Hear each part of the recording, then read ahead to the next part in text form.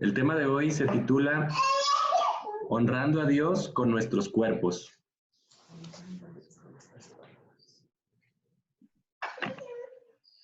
Y vamos a leer Romanos 12, 1 y 2.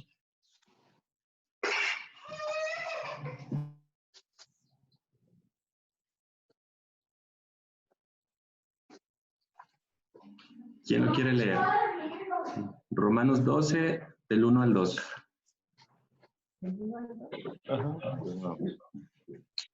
Yo lo leo.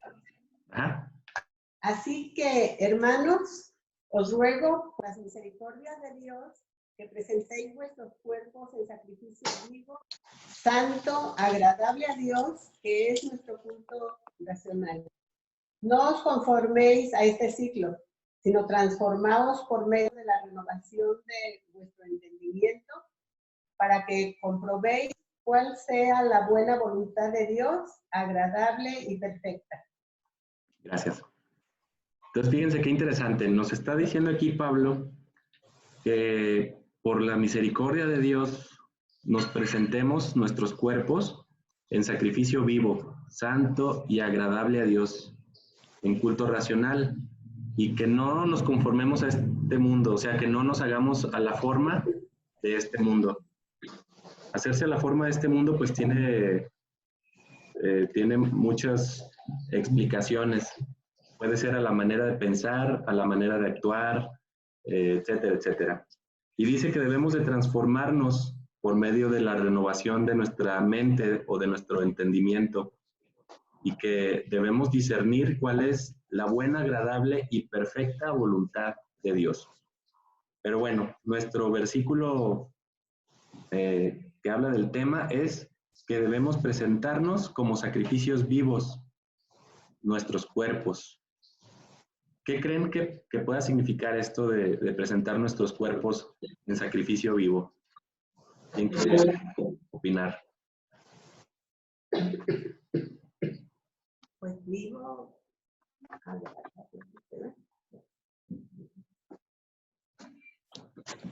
Pues limpia nuestras almas y nuestros cuerpos también. Creo que como antecedente, yo podría decir que es más fácil cumplir una religión que entregar nuestros cuerpos para que Dios los use.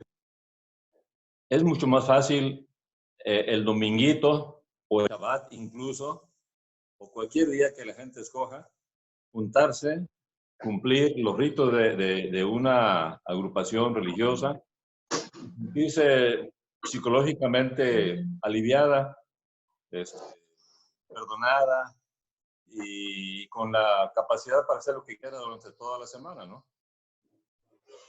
El entregar los cuerpos, el ofrecer los cuerpos, pues habla de todo. Esto es mucho más que entregar dinero.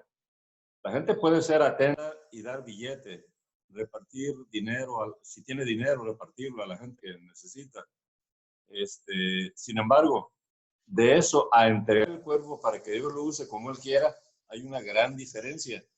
El versículo está fácil de leer, pero un poquito difícil por nuestra educación, por nuestra escala de valores que en Occidente se nos ha enseñado, ¿no?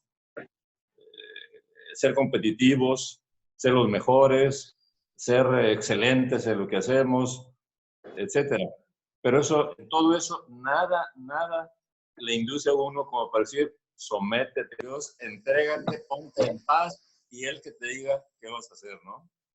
Creo que es difícil. Entonces, ya si entendemos que es más fácil una religión, por eso nosotros hemos practicado religiones, porque es más fácil practicar, aunque sean idolátricas las religiones o no idolátricas, por el caso es lo mismo. Es más fácil cumplir una religión que ofrecer el cuerpo y con todo lo que implica eso a Dios, ¿no? Es difícil. Es difícil en nuestro medio occidental, es difícil. tal vez para los orientales, y ahí sí, creo que es importante volver otra vez al hecho de tomar el ambiente, las costumbres, todo lo que rodea al pueblo oriental, judío o hebreo, porque es otra cosa. Hay quien entrega, pues entrega y ya se acaba el problema. Si alguien tomaba por señor a alguien, se sometía irrestrictamente a lo que indicara el Señor. Nosotros no. Nosotros tenemos jefes. Diferente, le sonreímos, sí, Señor, y por acá, por fuera, hablo en el trabajo, en las instituciones, jijiji, jajaja, cortejamos, por fuera incluso se nos permite hacer comentarios negativos de nuestros jefes. Y eso de alguna manera lo arrastramos al seno religioso. Entonces, llegamos el dominguito o el Shabbat y dije, ay, Señor, alabado sea, jijiji, jajaja, pero hasta ahí. Algo que sigue, pues ya es mi problema y necesidades que no le competen a Dios. Vamos, eso es en general lo que he visto conmigo, pero cada quien tiene una visión diferente, ¿no? Estamos en el momento oportuno todavía, pues, para hacer una rectificación y de veras ver si podemos entregar el cuerpo con todo lo que eso incluye a Yahweh. Ajá, así es, gracias. ¿Te ibas a comentar? No, yo iba a decir algo muy simple. Para mí entregar el cuerpo como sacrificio vivo es entregarte en cuerpo y alma, simplemente ser enteramente de Dios, simplemente haciendo su voluntad, cumpliendo su Torah en tu vida diaria, sujetando tu mente a los pensamientos que Dios nos ha indicado que debemos tener los sujetos, los pensamientos y los sentimientos. Bueno, vamos a continuar entonces. Solo un sacrificio nos ha podido redimir y limpiar del pecado, y es el que hizo Yeshua. Ese fue un sacrificio de cuerpo muerto. A nosotros se nos pide un sacrificio de cuerpo vivo, y Yeshua hizo un sacrificio de cuerpo muerto y derramó toda su sangre. Y ese es el único sacrificio que nos pudo limpiar de una vez y para siempre. Porque recordemos que cada año se tenía que sacrificar a un cordero para un perdón temporal, que duraba un año, digamos, ese perdón que se hacía durante Yom Kippur. Y otro año se tenía que estar celebrando continuamente ese sacrificio. Pero Yeshua hizo el sacrificio perfecto y ya es suficiente. Y ahora nosotros debemos presentarnos como un sacrificio vivo, es decir, presentar nuestros cuerpos en vida, libres de toda contaminación, hablando de pecado, para honrar a nuestro Dios. Ya en alguna reunión anterior vimos que la forma de honrar a Dios no es con simples palabras, sino es a través de la obediencia. Y obviamente la obediencia a sus leyes. Hoy en día hay muchas ideas con respecto a lo sagrado y a lo pagano. Cada quien, incluso nosotros, podemos tener ideas diferentes de qué es sagrado, qué es pecado, qué le agrada a Dios o qué no le agrada a Dios, según nosotros. Y hay, por lo menos, o en el mundo cristiano, hablando específicamente, hay por lo menos dos tipos de pensamiento que han estado luchando por los últimos 1900 años, más o menos. El punto de vista hebreo o la perspectiva hebrea y la grecorromana. Esos dos puntos de vista luchan continuamente para definir qué es lo sagrado y qué es lo pagano. Esta última, la idea grecorromana, es la que abandera actualmente el Vaticano, o más bien lo que abandera el pensamiento cristiano en general, de cualquier denominación, es la idea grecorromana. Hay que recordar que una gran cantidad de conversos en la época de Pablo se convirtieron, eran paganos, básicamente, ya no venían de las sinagogas, de la enseñanza en las sinagogas, sino que ya venían de afuera, ya eran gentiles que se estaban convirtiendo al movimiento, si se puede llamar movimiento, que predicaba Pablo, ¿no? Se estaban uniendo a los del camino. Pero como ya no venían de la enseñanza de las sinagogas, sino venían de un trasfondo completamente pagano, pues empezaron a tener influencia sobre los pensamientos de la congregación y se empezaron a introducir algunas doctrinas meramente paganas. Vamos a leer 1 Corintios 10.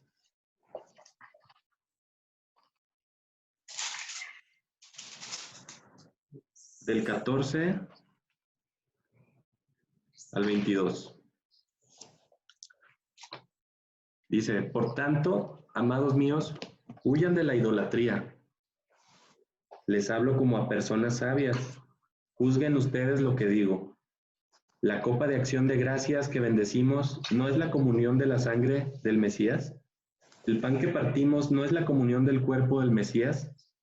Por tanto, del mismo modo que el pan es uno, así todos nosotros somos un cuerpo, porque todos nosotros somos partícipes de aquel único pan. Consideren a Israel que está en la carne. Los que comen los sacrificios no participan del altar. ¿Qué pues diré? ¿Que un ídolo es algo o que lo sacrificado a los ídolos sea algo? No. Sino que lo que los paganos sacrifican a los espíritus malignos, lo sacrifican y no a Dios. Y yo quiero que ustedes sean partícipes, y yo no quiero que ustedes sean partícipes con los espíritus malignos.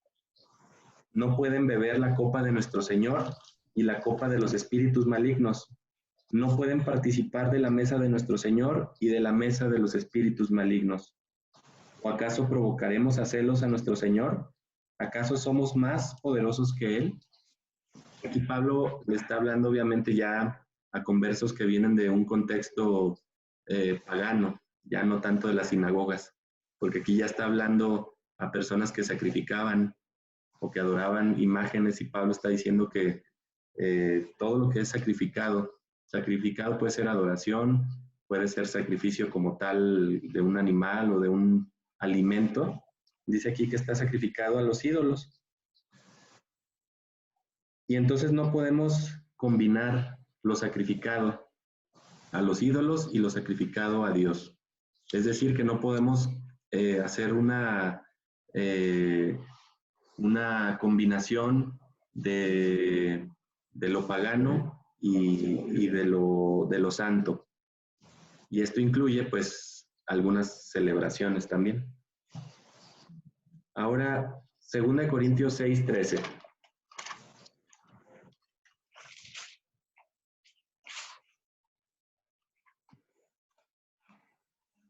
Perdón, 6:14.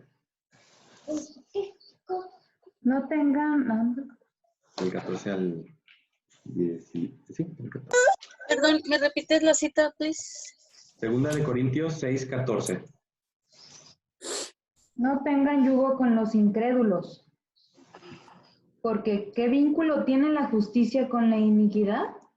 ¿O qué nexo tiene la luz con las tinieblas? ¿O qué armonía hay entre el Mesías y Satanás?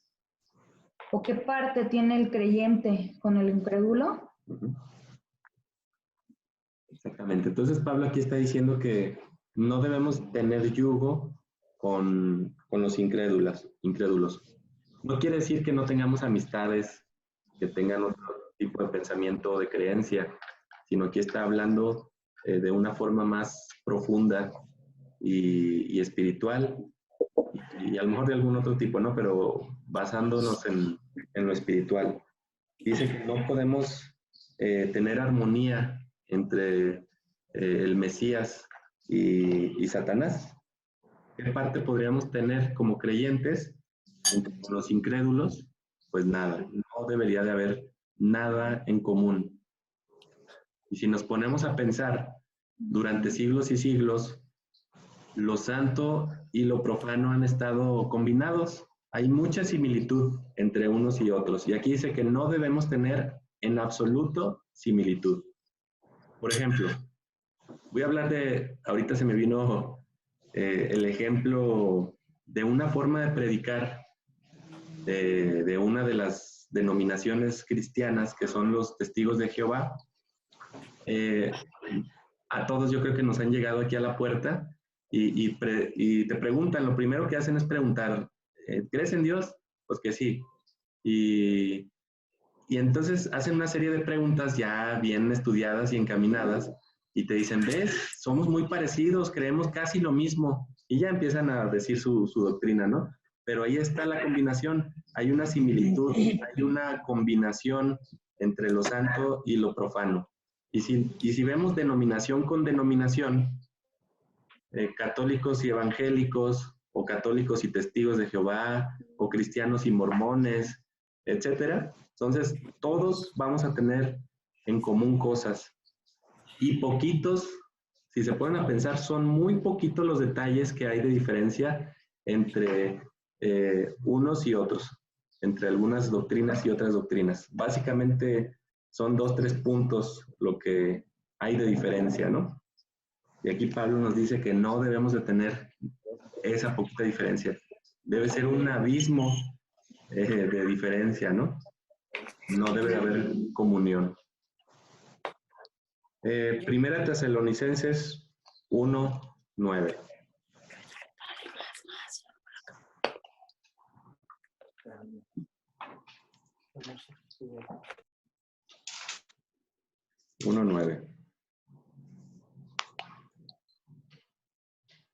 Ah, caray, creo que me equivoqué aquí. Ah, no, sí, es el 1:9. Dice, porque ellos mismos cuentan de la recepción que tuvimos de parte de ustedes y de cómo se tornaron de la adoración de ídolos a Dios para servir al Dios vivo y verdadero, esperando del cielo a su Hijo, a Yeshua, al que resucitó de entre los muertos, quien nos librará de la ira venidera. Aquí vemos también Pablo cómo está explicando que estas personas que se estaban incluyendo con los del camino o con los nazarenos, se tornaron totalmente de la adoración de ídolos a Dios. Entonces, aquí estamos hablando cómo gentiles de un entorno 100% pagano llegaron a convertirse, ¿no? A través de la predicación de Pablo. Por obvias razones, al empezar a haber más adeptos que provenían del paganismo 100%, estos conversos mantuvieron algunas prácticas paganas. Pero Pablo, en cuanto descubría alguna práctica pagana, condenaba esas prácticas de inmediato. No quería que hubiera esa comunión, como vimos hace un momento, esa comunión entre lo santo y lo profano. Y Pablo llamaba a esas prácticas débiles y pobres rudimentos. ¿Sí se acuerdan de ese versículo? Son básicamente rudimentos que ya no había por qué tenerlos. O sea, que nada tenían que ver, esas prácticas no tenían nada que ver con la pureza ni tampoco con la santidad de la fe recibida de sus hermanos judíos. Empezaba a haber una diferencia entre las prácticas de los nuevos conversos y de los primeros creyentes que venían obviamente con un conocimiento mayor acerca de las leyes de Dios. Y conforme crecían los creyentes provenientes del paganismo, pues hubo más infiltración de prácticas y costumbres paganas, cada vez más y más. Un ejemplo, Tertuliano. ¿Alguien ha oído hablar de Tertuliano, por cierto? ¿Alguien sabe quién es Tertuliano? ¿No? Según yo, fue un gobernante romano. Ajá, y es uno de los llamados padres de la iglesia, Tertuliano.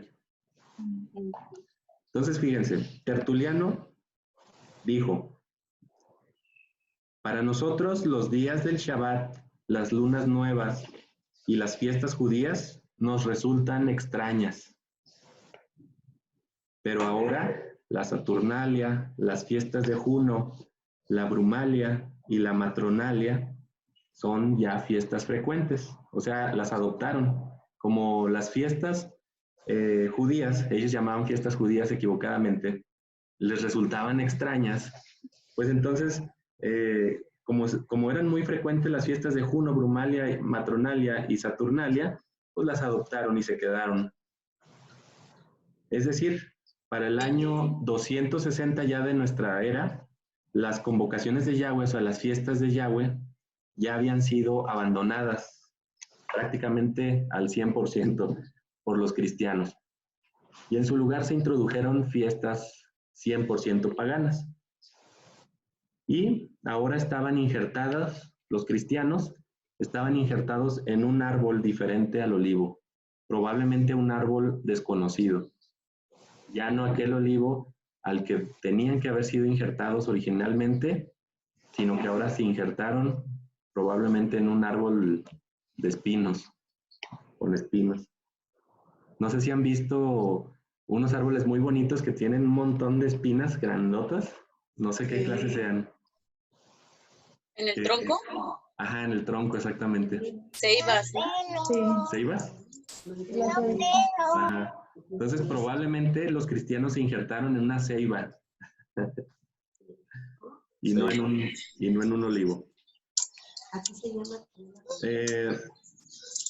Dominado el mundo cristiano por, ya después de un tiempo, por los papas, el Papa Gregorio estipula, esto se pone muy interesante, fíjense, no destruyas los templos indígenas, conviértelo en iglesias cristianas, no les prohíbas las costumbres paganas, mejor conságralas para el uso cristiano.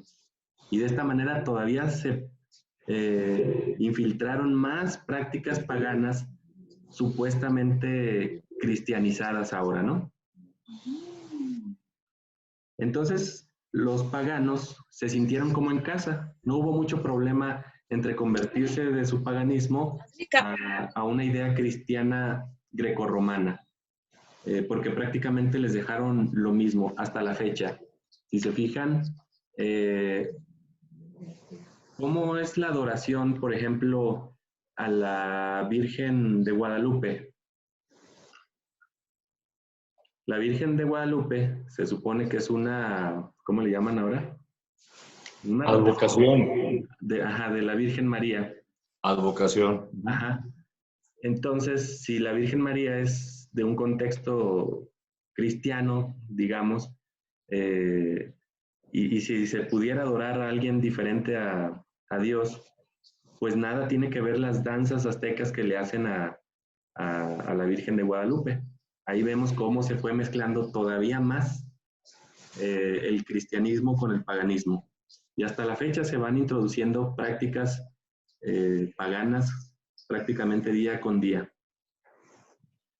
Y que se han consagrado como cristianas. Y esto ha afectado tanto a católicos como evangélicos, testigos de Jehová, mormones y a cualquier denominación llamada cristiana. Todas están infiltradas con prácticas paganas cristianizadas, entre comillas. Y ahora vemos las terribles consecuencias de la influencia grecorromana, y ahora más romana que nada. Quitaron las fiestas de Yahweh, la alimentación kasher, y ahora se celebran mentiras.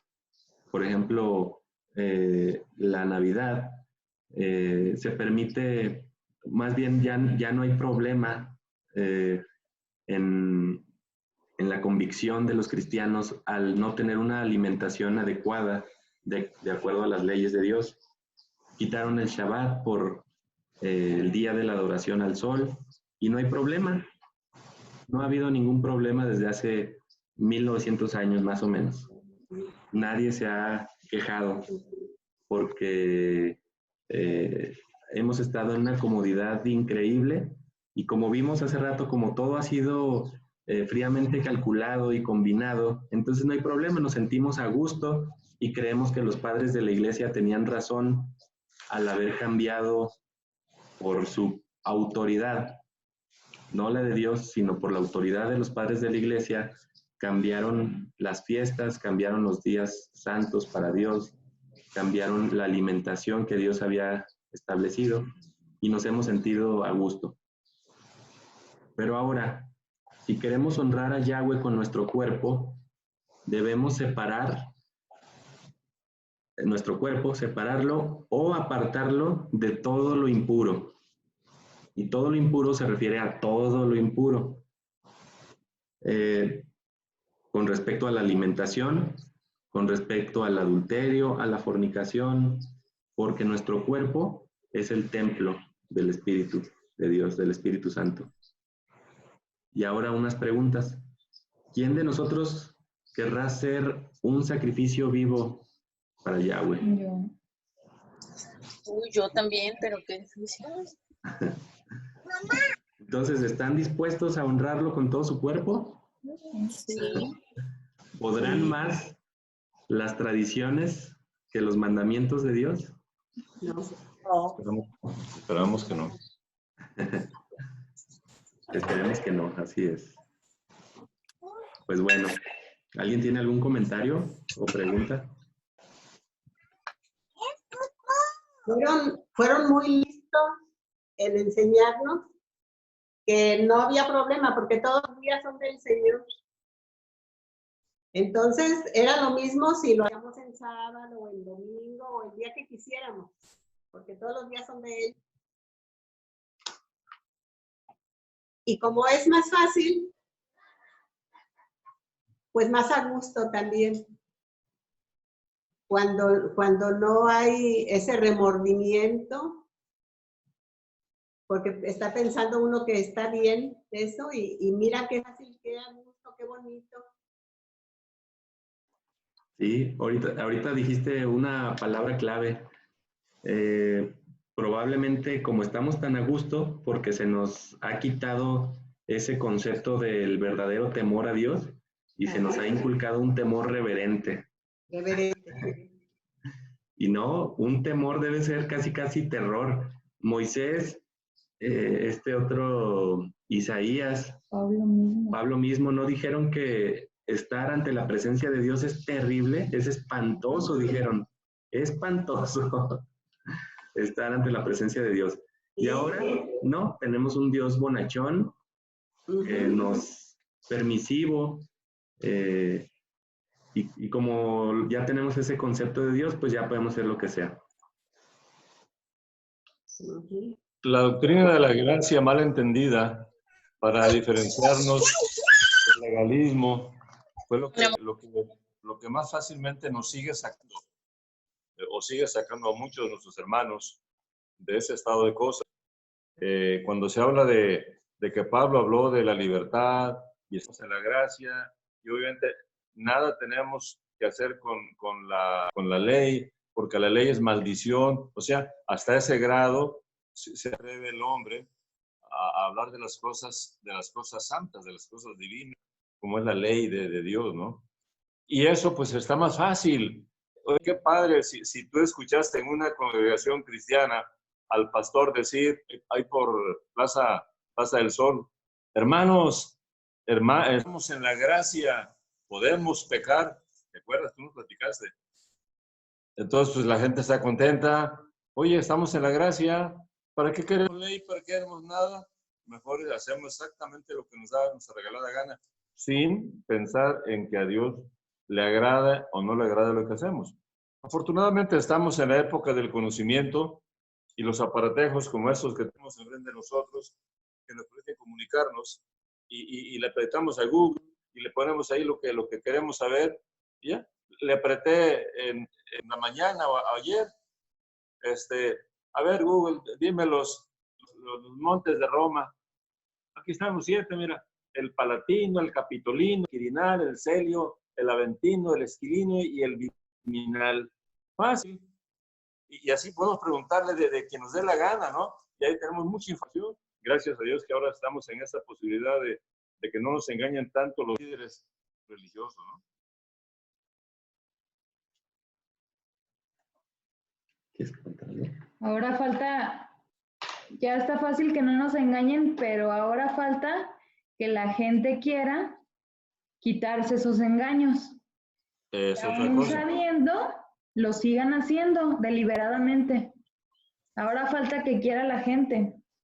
Que quiera la gente saber más de Yahweh, que quiera la gente entregar su cuerpo de veras, no decir soy de X, soy como decían, no se estén echando broncas de que soy de Pablo, de que soy de Pedro, refiriéndome a soy cristiano, soy católico, soy judío.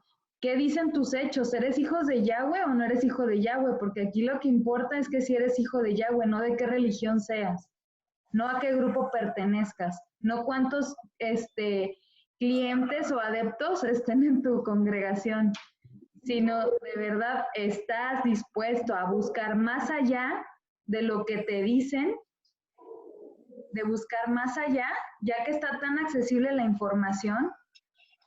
Ahora sí, como dice en la palabra, sacrificios vivos, ¿no? Y también frutos de labios que confiesen su nombre.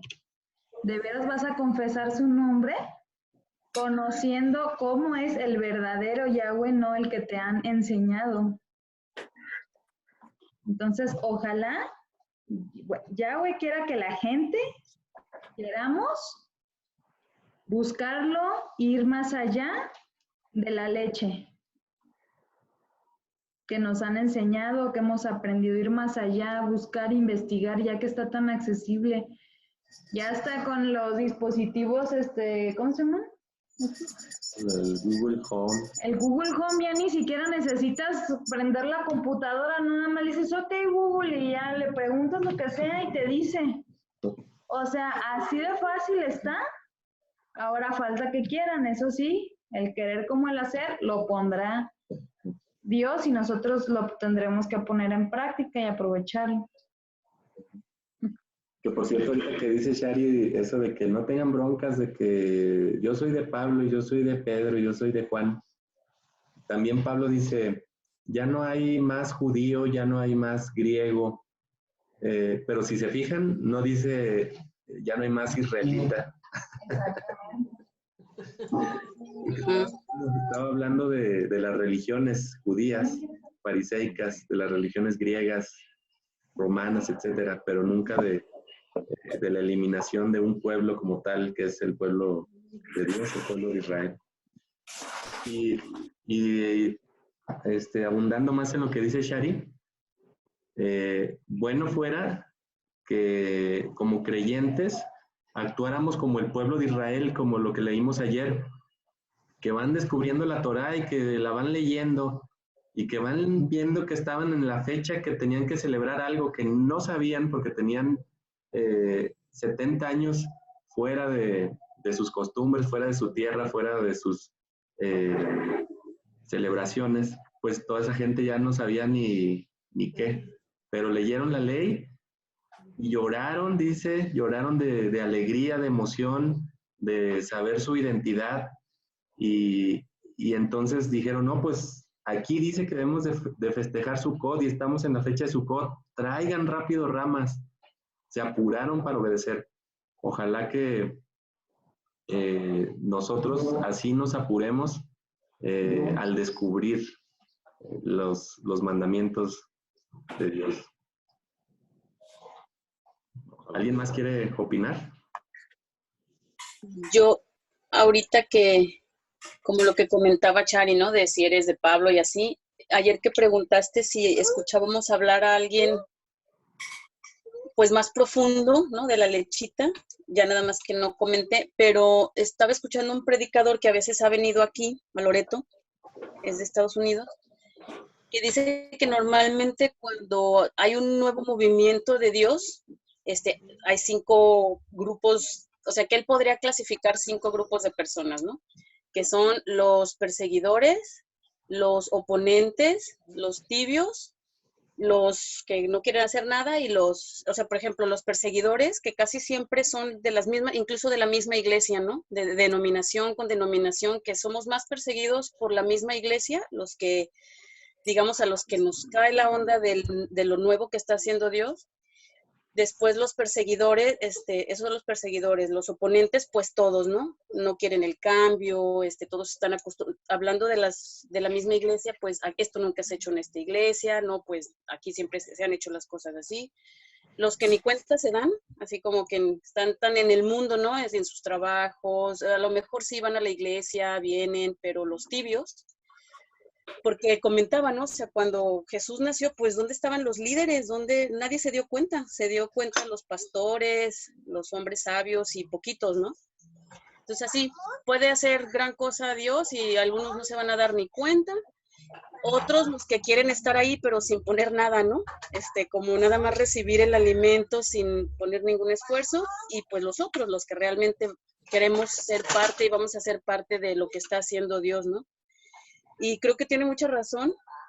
Generalmente la mayor persecución es la misma iglesia en el momento que se está haciendo y pues sí, ojalá que todos queremos ser y somos parte del juego principal que se está empezando a jugar. Bueno, que se ha jugado durante miles de años, pero en el nuevo movimiento que estamos. Me parece muy interesante ese comentario, Claudia, cuando se comenta que Cristo, cuando, al venir al mundo, ¿quién se dio cuenta? Los líderes, los levitas, los sacerdotes, no se dieron cuenta ellos, solo unos cuantos. Y ahí desde unos sabios estudiosos hasta gente muy sencillas.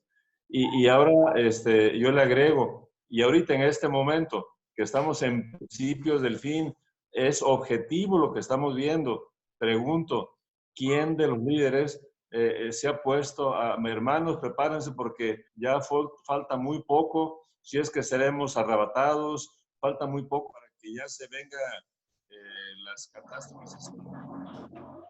Palabra, quisiera saber quién sí está consciente de esto y quién, quizá muy similar a lo que pasó cuando el Señor nació aquí en la tierra, ¿no? Exactamente, los más preparados a lo mejor son los que menos. Y más preparados entre comillas, porque los líderes de esa época estaban preparados, pero no en la Torá, sino en sus tradiciones orales, en sus leyes fariseicas, y por eso no se dieron cuenta. En cambio, aquellos que sí se dieron cuenta, a mí también me llamó muchísimo la atención tu comentario, porque efectivamente fueron personas totalmente diferentes a las que realmente se tenían que haber dado cuenta. Y estos sabios de Oriente que se dieron cuenta fue porque tenían el conocimiento de las señales en el cielo. Lo que los hizo despertar y correr hacia el Mesías fue que estaban instruidos por las señales que tenían que haber en el cielo. En cuanto vieron esa señal, a correr y a buscar el lugar del nacimiento. Entonces, debemos de tener el conocimiento, la sensibilidad del espíritu y la humildad de reconocer todas estas cosas. Y sí, perdón, quise decir los que tenían, digamos, un mayor puesto, no más conocimiento, sino un mayor rango. Ah, sí. Obviamente los que tenían más conocimiento son los wise, los sabios, y por eso en el comentario que hacía ayer en el grupo de movernos de ya, ay, mi hija, bueno, va a hacer ruido, no es como apresurado, ¿no? Sino es, o sea, cuando Dios dice algo es ya, no que en ese momento lo hagas y brinques, sino que en ese momento ya empieces a considerarlo y a pensar y a decir. Y lo que comentaba ayer en el grupo era, por ejemplo, que porque una amiga, bueno, la esposa del pastor nos comentaba que 2 veces ya le ha pasado que el Señor le dice, bueno, que ella siente de, háblale a él de mí, y dice así como el siguiente fin o mañana ya nos vamos, y luego a otra persona, háblale a él de mí, y los dos se murieron en los 2 días que les iba a hablar. Entonces, es algo importante que cuando venga algo que nos dice el Espíritu, pues hacerlo, ¿no? Obviamente eso sí se hace de ya, el movernos de casa, el movernos de trabajo, pues hay cosas que se ponen en oración y todo, pero pues sí, hay que estar atentos a las señales y reaccionar. Sí, muchas gracias por tu comentario. ¿Alguien más quiere comentar?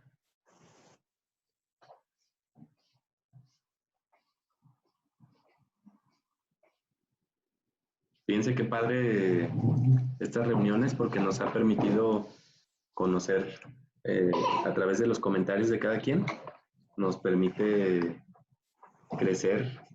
Por ejemplo, este comentario, la verdad, Claudia, felicidades, estuvo muy bueno. Bueno, pero es que ese no fue mi comentario, fue el comentario que hizo el predicador, que de hecho cuando lo dijo yo también, o sea, es también como ustedes, dije, sí es cierto. O sea, los que se supone que están ahí, ni siquiera. Y se enteraron, mira, los pastores, los pobrecitos allá, o sea, igual que a ustedes, a mí también como que me impactó, ¿no? Y darme cuenta de algo que había pensado antes.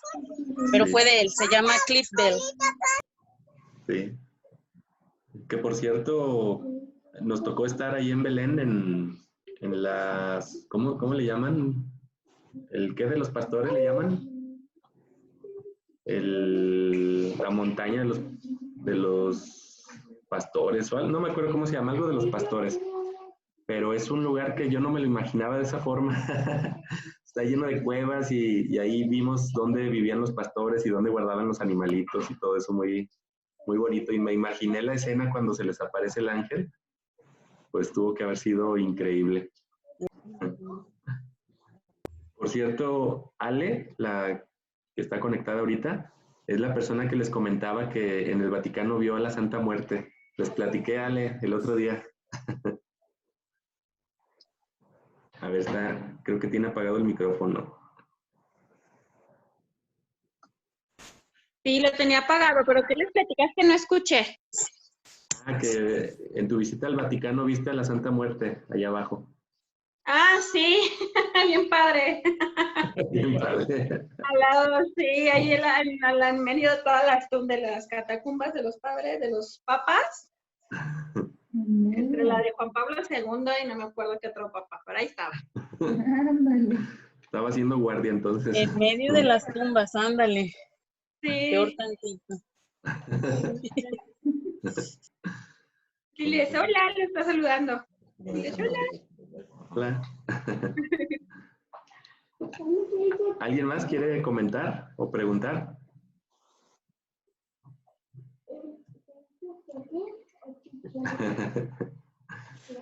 Pues si no, entonces, ¿qué les parece si oramos y terminamos la reunión? ¿Alguien quiere orar? ¿Quién se anima? ¿Quién dice yo?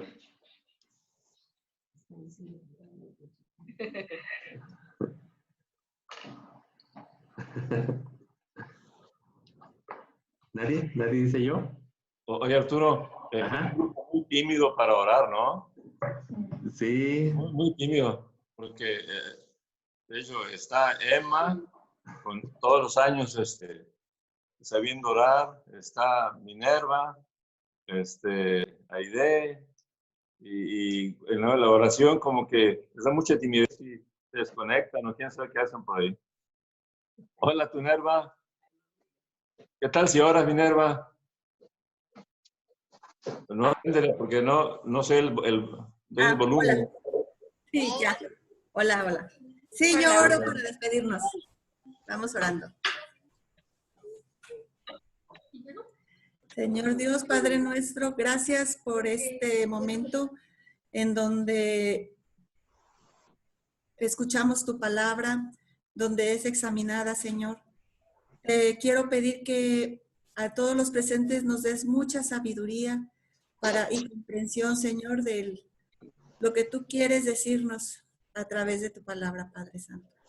Despídenos a cada uno, protégenos, Señor, en el nombre de Jesús. Amén. Amén. Amén.